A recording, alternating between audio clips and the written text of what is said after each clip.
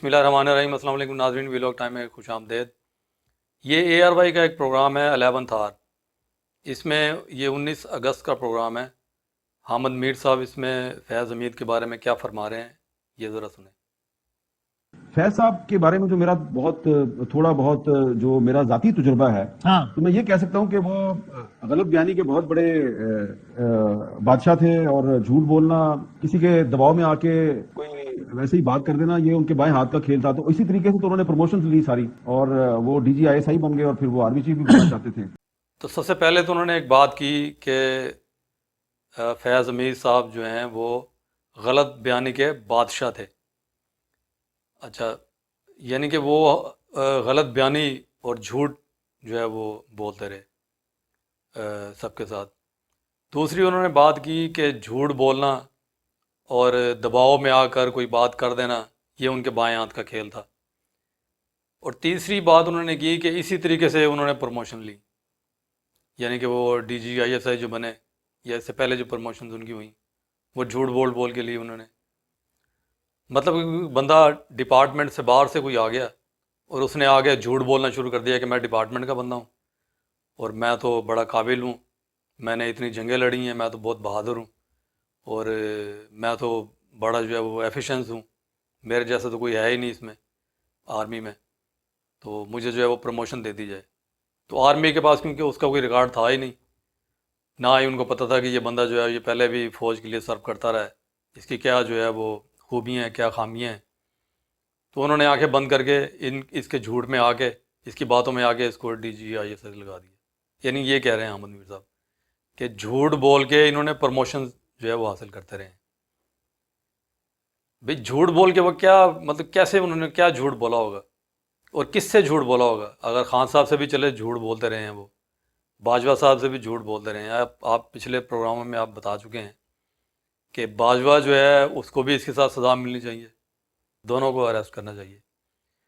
اور اب آپ کہہ رہے ہیں کہ یہ جھوٹ بول کے ان کو جو ہے وہ بیوقوف بناتا رہا، باجوہ کو بھی بناتا رہا جس نے اس کو جو ہے وہ D G I S I لگایا، یا جو ہماری آرمی کے جو سینئر لوگ تھے، یعنی کہ وہ سب کو یہ بیوقوف بناتا رہا۔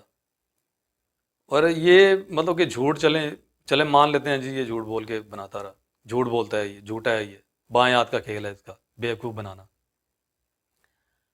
اب یہ اگر عمران خان کے حق میں کوئی ایسی بات کر دیتا ہے کہ جو اس کے بچاؤ کا ذریعہ بن سکتی ہے، تو آپ کہیں گے کہ یہ جھوٹ بول رہا ہے۔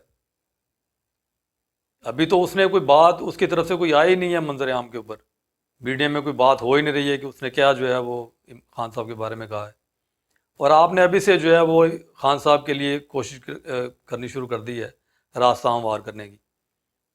اور یہ آپ کو سمجھ میں نہیں آ رہا کہ آپ نے اصل میں کیا نیریٹو آپ نے بلڈ کرنا ہے۔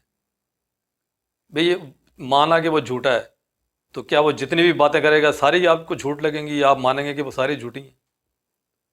اس میں تو خان صاحب کے حق میں بھی کوئی بات کر سکتا ہے وہ، یعنی کہ آپ جو میٹھا ہے وہ تو آپ کھاتے جائیں گے، اور کڑوا جو ہوگا اس کو آپ تھوکتے جائیں گے کہ یہ جھوٹ ہے۔ یعنی کہ اگر خان صاحب کے بچاؤ کے لیے اگر وہ کوئی بات کر دیتا ہے، بیان کوئی دے دیتا ہے، تو حامد میر کے اقوال زری کے مطابق اس کی بات کو نہیں ماننا چاہیے، وہ جھوٹا بندہ ہے۔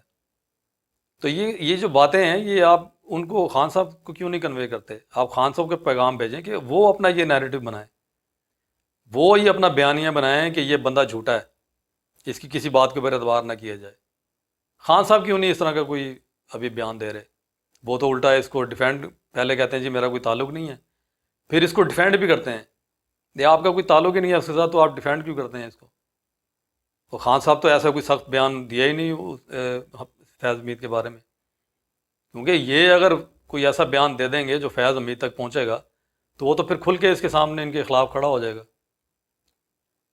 تو ابھی تو جو بھی ان کی انڈرسٹینڈنگ ہے، ابھی تو معاملات آگے چلنے ہیں، اور یہ حامد میر صاحب نے ابھی سے اس کو جھوٹا قرار دینا شروع کر دیا کہ وہ جھوٹا ہے۔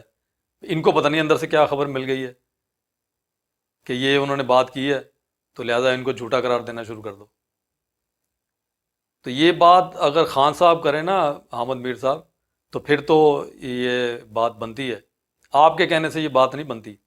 آپ یہ سمجھ رہے ہیں کہ آپ کا یہ جو بیانیہ ہے، اس سے خان صاحب کو فائدہ ہوگا، تو یہ آپ کی جو رنگ برنگی باتیں ہیں نا، ان سے کوئی فائدہ نہیں ہونے والا، ان کو نقصان کا اندیشہ زیادہ ہے، فائدے کا کوئی اندیشہ نہیں ہے۔ تو یہ تقریباً آج کل یہ ہر پروگرام میں جا کے بیٹھے ہوتے ہیں اور بڑے ایکٹیو ہیں اس معاملے میں، اور یہ بظاہر یہ دکھانے کی کوشش کرتے ہیں کہ یہ خان صاحب کے ساتھ کھڑے ہوئے ہیں، اور جب نیریٹو جب یہ بناتے ہیں، کوئی تجزیہ پیش کرتے ہیں، تو پتہ چلتا ہے کہ یہ تو خان صاحب کے خلاف بھی جا سکتا ہے۔ یہ اپنا جو نیریٹو ہے یہ آپ خان صاحب کو کنوے کریں، خان صاحب یہ کہیں کہ یہ بندہ ٹھیک نہیں ہے، یہ جھوٹا بندہ ہے، یہ مجھے بیوقوف بناتا رہا، مجھ سے جھوٹ بولتا رہا، اور یہ دباؤ میں آگے جو ہے یہ الٹے فیصلے کرتا رہا، تو یہ ان کے منہ سے اچھی لگتی ہے۔ لیکن خان صاحب آپ سے زیادہ عقل مند ہیں احمد میر صاحب، وہ ابھی تک کوئی ایسی بات نہیں کریں گے جو ان کا یہ جو کھیل ہے بنا بنایا ہے اس کو جو بگاڑ کے رکھتے۔ تو یہ تھا آج کا ولاگ، اور اگلے ولاگ تک کے لیے اجازت دیجیے، اللہ حافظ۔